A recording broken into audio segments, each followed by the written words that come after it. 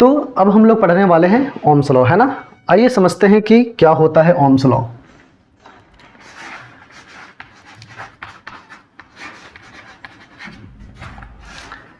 इससे पहले कि हम लोग ओम्स लॉ को पढ़ना स्टार्ट करें, हम लोग एक कंडक्टर मटेरियल के दो प्रॉपर्टीज के बारे में पढ़ेंगे, जिसका नाम है कंडक्टेंस एंड रेजिस्टेंस। हमने पहले क्लास में डिस्कस किया है कि किसी भी मटेरियल में जब इलेक्ट्रिसिटी फ्लो करता है तो चार्ज के नाम पे कौन दौड़ते हैं, उसमें फ्री इलेक्ट्रॉन्स होते हैं। तो मान लेते कि ये हमारे कुछ फ्री इलेक्ट्रॉन्स हैं, है ना। और जब ये फ्री इलेक्ट्रॉन्स दौड़ते हैं तो हमें क्या मिलता है, करंट।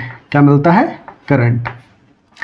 तो कोई भी एक कंडक्टर जब फ्री इलेक्ट्रॉन्स को बहने देती है और उस कंडक्टर में हमें करंट मिलता है, तो ये इस कंडक्टर के इस बिहेवियर को दर्शाता है कि ये कंडक्टर अलाउ करता है कि करंट इससे होकर फ्लो करे। और कंडक्टर के इस प्रॉपर्टी को हम लोग बोलते हैं कंडक्टेंस। क्या बोलते हैं, कंडक्टेंस। और कंडक्टेंस को हम डिनोट करते हैं कैपिटल जी से, है ना। और हम हमेशा चाहेंगे कि कोई भी ऐसा मटेरियल हो जो अच्छा से अच्छा इलेक्ट्रिसिटी कंडक्ट करे, तो उसकी कंडक्टेंस अच्छी होनी चाहिए, है ना। बट सेम टाइम जब ये फ्री इलेक्ट्रॉन्स दौड़ते हैं तो इनके रास्ते में वो सारे इलेक्ट्रॉन्स मिल जाते हैं जो तार में दौड़ते नहीं हैं, बस अपने अपने जगह पर होते हैं। और होता क्या है कि जैसे ही ये इलेक्ट्रॉन दौड़ना स्टार्ट करता है तो वो जाकर इस स्टैटिक इलेक्ट्रॉन से टकराता है, तो दोनों के बीच में क्या होता है, कोलिजन। क्या होता है, कोलिजन। और ऐसे ही एक अकेला फ्री इलेक्ट्रॉन इस एंड से इस एंड तक जाते समय ना जाने ऐसे कितने स्टैटिक इलेक्ट्रॉन्स के साथ उसका कोलिजन होता है, जिसके कारण उसके रास्ते में क्या पैदा होता है, रुकावट, है ना। तो ये जो वायर के पास में कंडक्टेंस का जो गुण है, इसके साथ ही साथ एक और भी गुण है जिसको हम लोग बोलते हैं रेजिस्टेंस। क्या बोलते हैं, रेजिस्टेंस। इसको हम डिनोट करते हैं कैपिटल आर से। तो सेम टाइम में एक मटेरियल के पास में कंडक्टेंस का भी गुण होता है और रेजिस्टेंस का भी गुण होता है। ये बिल्कुल वैसा ही बात है जैसे हम में से सभी के पास में सिर्फ और सिर्फ अच्छाई और सिर्फ बुराई नहीं होता, हम में अच्छाई और बुराई दोनों होता है। क्या हम ऐसा बोल सकते हैं कि ये सबसे अच्छा लड़का है, ये बुरा लड़का है? ऐसा नहीं बोल सकते। ऐसा इसलिए नहीं बोल सकते कि अगर इसमें कुछ बुराइयां हैं तो इसमें कुछ अच्छाइयां भी होगी, और अगर इसमें कुछ अच्छाइयां हैं तो उसमें कुछ बुराइयां भी हो सकती है। जैसे ही एक आदमी के अंदर अच्छाई और बुराई दोनों चीज़ें होती है, वैसे ही एक कंडक्टर के पास में इलेक्ट्रॉन को बहने देने का भी गुण होता है, करंट को फ्लो होने देने का भी गुण होता है, जिसको हम लोग बोलते हैं कंडक्टेंस। सेम टाइम उस मटेरियल के स्टैटिक इलेक्ट्रॉन्स के द्वारा क्या लगाया जाता है, रुकावट, जिसको हम लोग क्या बोलते हैं, रेजिस्टेंस। अब हम लोग ओम्स लॉ को समझते हैं कि ओम ने क्या बताया था कि मान लीजिए कि हमारे पास है एक कंडक्टर, और इस कंडक्टर के अगर हम दोनों तरफ क्या मेंटेन कर दे, पोटेंशियल का डिफरेंस, तो हमने लगा दी यहां पर एक बैटरी। तो जैसे ही हमने पोटेंशियल डिफरेंस मेंटेन किया तो हम मान लेते हैं कि बैटरी का वोल्टेज कितना है, V। तो इसके क्रॉस पोटेंशियल डिफरेंस कितना हो गया, V। जैसे ही हमने बैटरी कनेक्ट की तो करंट का फ्लो शुरू हो गया plus two minus, that is I, है ना। अब इस कंडक्टर मटेरियल के पास में दोनों गुण हैं, कंडक्टेंस भी है और साथ ही साथ इसके पास कौन सा गुण है, रेजिस्टेंस का।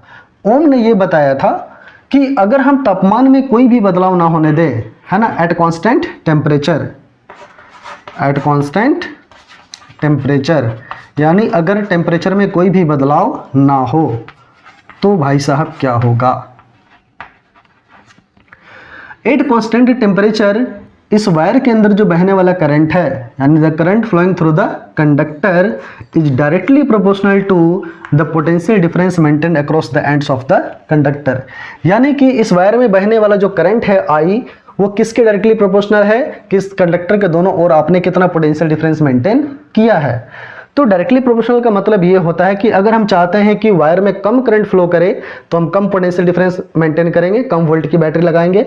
अगर हम चाहते हैं कि इसमें ज़्यादा करंट फ्लो करे तो हम ज़्यादा पोटेंशियल डिफरेंस मेंटेन करेंगे, थोड़ा ज़्यादा वोल्टेज की बैटरी इस्तेमाल करेंगे, है ना। तो जैसे ही प्रोपोर्शन का साइन हटेगा तो मेरे पास क्या आएगा, एक कांस्टेंट, और वो जो कांस्टेंट होता है वो क्या आता है, G, यानी conductance of wire, conductance of wire. तो ये एक इक्वेशन आया अपने पास, I इक्वल टू GV। इसको हम लोग बोलते हैं ओम्स इक्वेशन, है ना।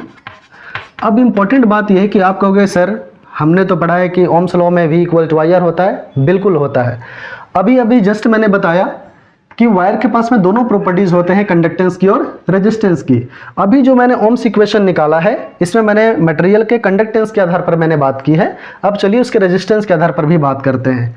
अच्छा, एक बात बताइए कि अगर किसी वायर का कंडक्टेंस अगर अच्छा है, इसका मतलब इलेक्ट्रॉन्स उसके अंदर में कम रुकावट महसूस कर रहे हैं, तो कंडक्टेंस हमेशा बिल्कुल इन्वर्सली प्रोपोर्शनल होता है किसके, रेजिस्टेंस के। तो हम लोग क्या लिखते हैं, G = 1/R, है ना। इसका मतलब ये है कि अगर किसी वायर की कंडक्टेंस अगर अच्छी है, इसकी मतलब उसके अंदर रुकावट बहुत बुरी है।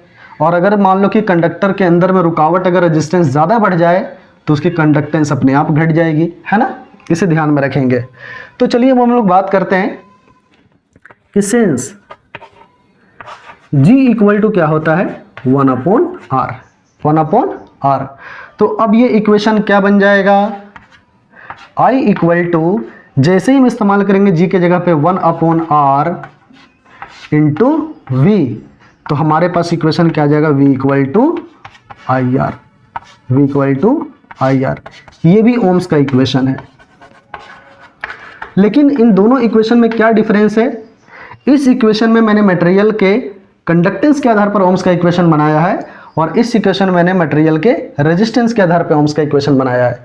अब आप कंपेयर करें, जब यहां से आप कंडक्टेंस को मैंने लिया है तो आप देखिए किसी भी वायर में बहने वाला जो करंट है I, वो पोटेंशियल डिफरेंस के डायरेक्टली प्रोपोर्शनल तो है ही, बट उसके साथ साथ वो डायरेक्टली प्रोपोर्शनल है उस मटेरियल के कंडक्टेंस का। और बिल्कुल सही बात है, अगर मटेरियल की कंडक्टेंस अगर अच्छी होगी तो उसमें बहने वाला करंट भी क्या होगा, ज़्यादा मिलेगा।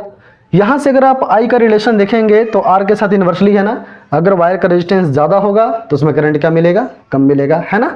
तो ये दोनों ओम्स के इक्वेशन है। एक इक्वेशन है V = IR और एक होता है I = GV। तो आप ऐसी गलतफहमी में बिल्कुल भी ना रहें कि ओम्स का जो रियल इक्वेशन वो V = IR ही है।